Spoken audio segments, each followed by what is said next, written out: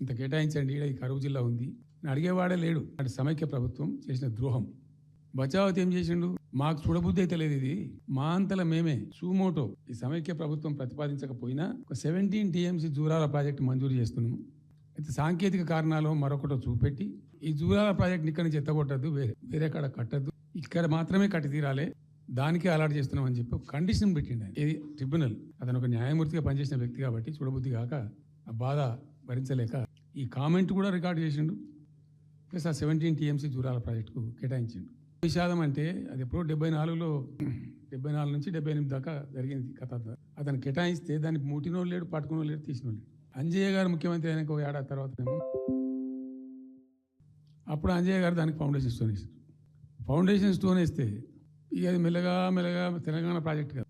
ఇప్పుడు పట్టుకునోళ్ళు లేడు, దాన్ని మాట్లాడినోళ్ళు లేదు, అయ్యలేదు, అవ్వలేదు.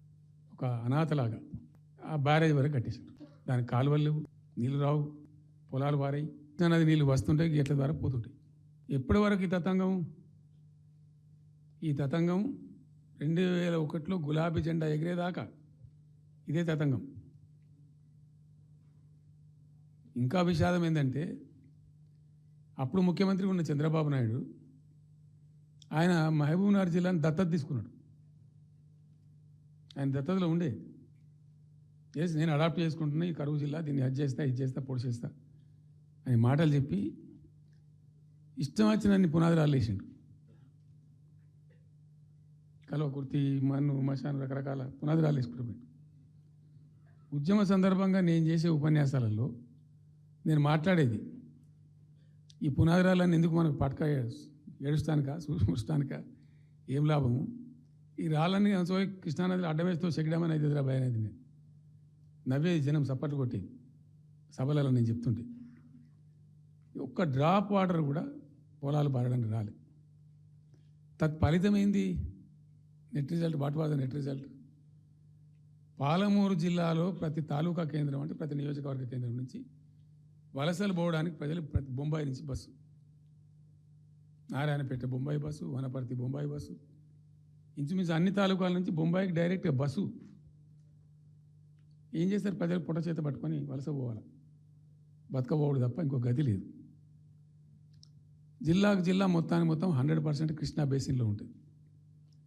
భయంకరమైన కరువు. చివరికి ఆ జిల్లాలో ఉండే అనేక మంది కవులు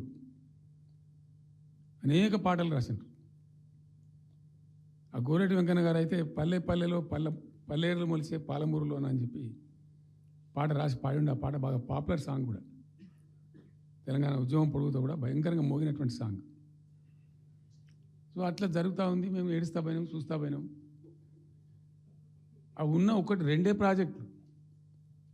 ఒకటి బచావతి పెడితేనేమో జూరాల గతి అది.